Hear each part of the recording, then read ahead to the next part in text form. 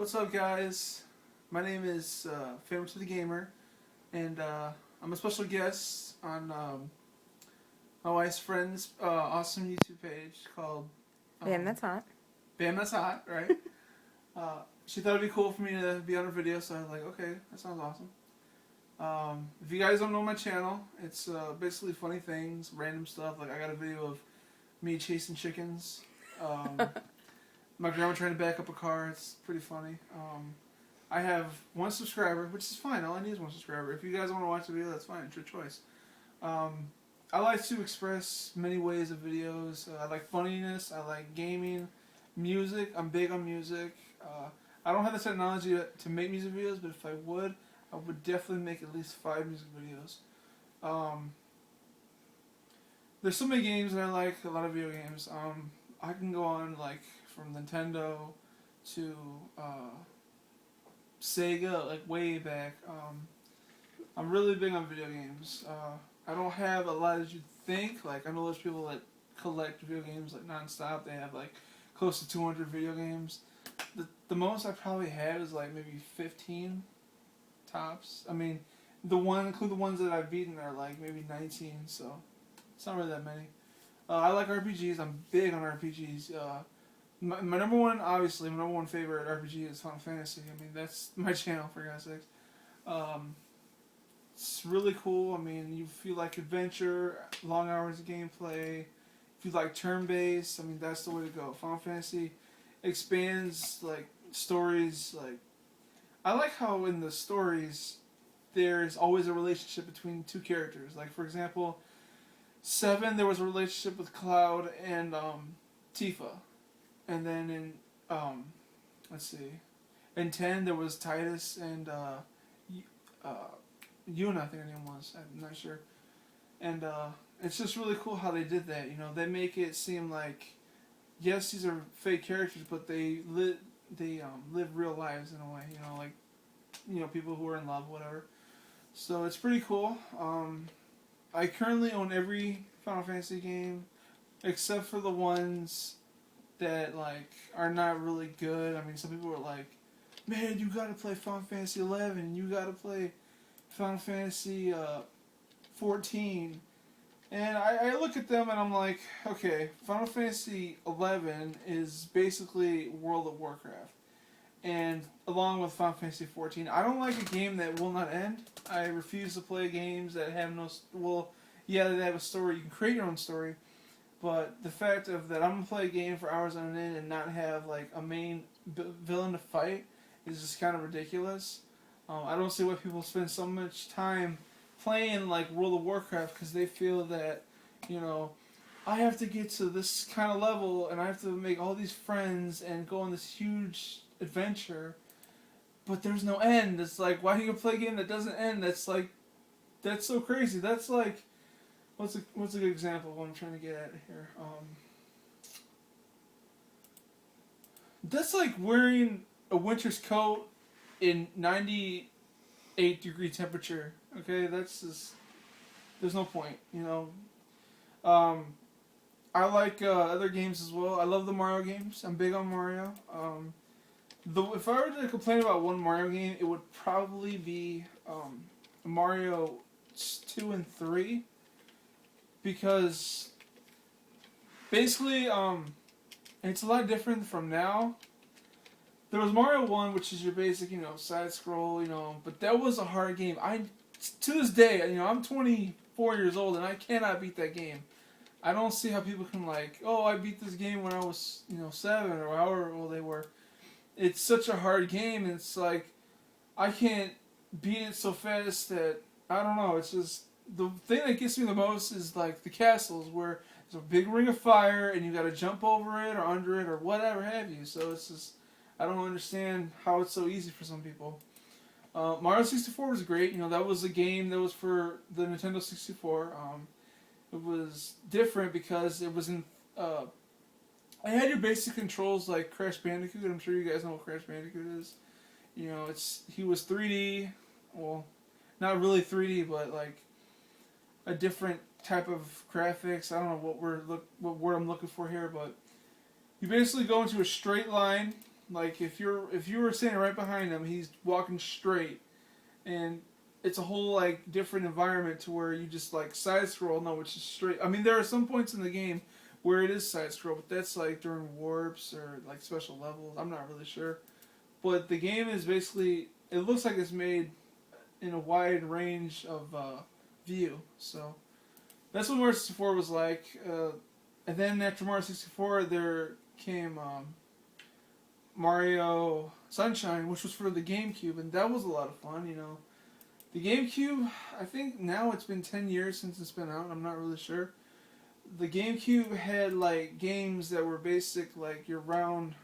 There were no cartridges for the GameCube. It was little round discs that you put in. Like, I couldn't really describe what size it was. I mean, it could be something like this. I'm thinking like it was like the surface right here was like, it was that size. And maybe it's smaller. I don't know. But that was a lot of fun. You know, Mario Sunshine was a fun game.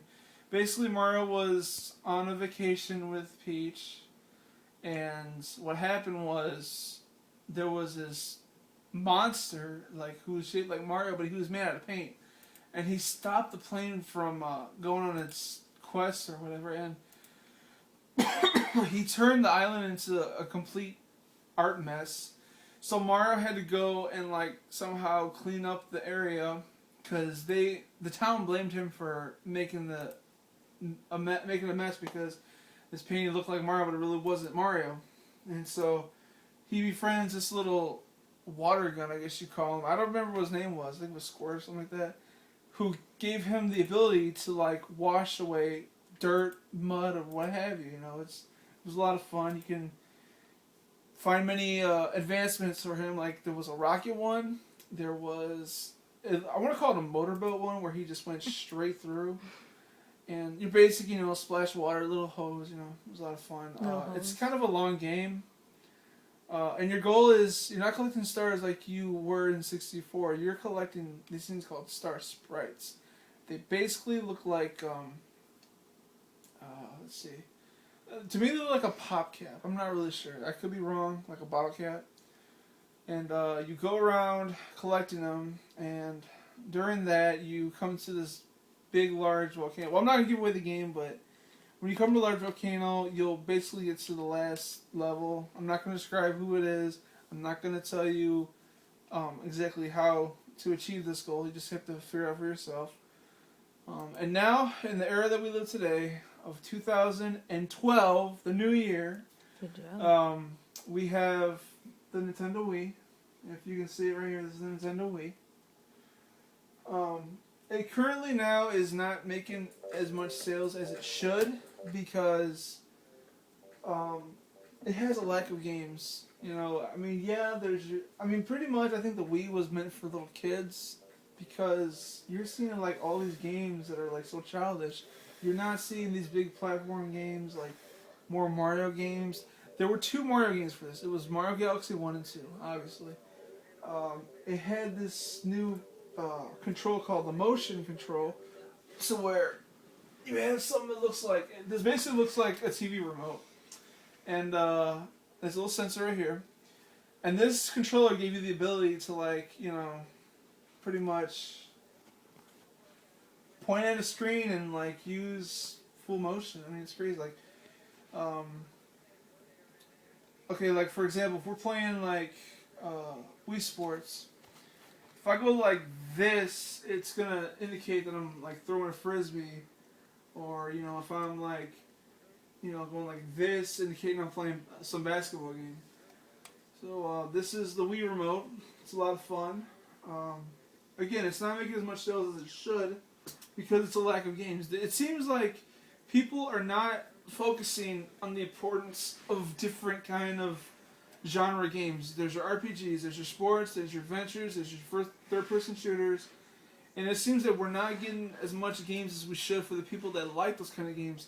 Yeah, there's going to be third-person shooters, and yeah, there's going to be many sports games, but what happened to the RPG genre where people are just like, hey, you know, let's make some more RPGs. So I know we make a lot of sports games, but let's make more RPGs for the people that don't like these sports games or they don't like these third-person shooters. We gotta like expand the way we play video games. And it's funny because before when I was little, I didn't even know what RPG was. The first RPG that got me hooked was Final Fantasy VII, and why wouldn't it be? This was, the greatest game I think ever made of RPG genre. It was a third disc game for the PlayStation. And it was just so much fun. Like, when I seen this game, I'm really puzzled because I've never seen an RPG before in my life.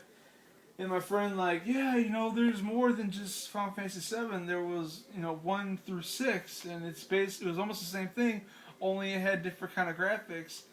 And I'm like, wow, this is really cool. So if I walk around this place and get into a random battle, I gain something called experience. And my friend's like, yeah, and you gain levels, and you collect weapons, and like, that sounds really cool. So when I played it, I enjoyed it, I kept it. Unfortunately, I don't have an original copy.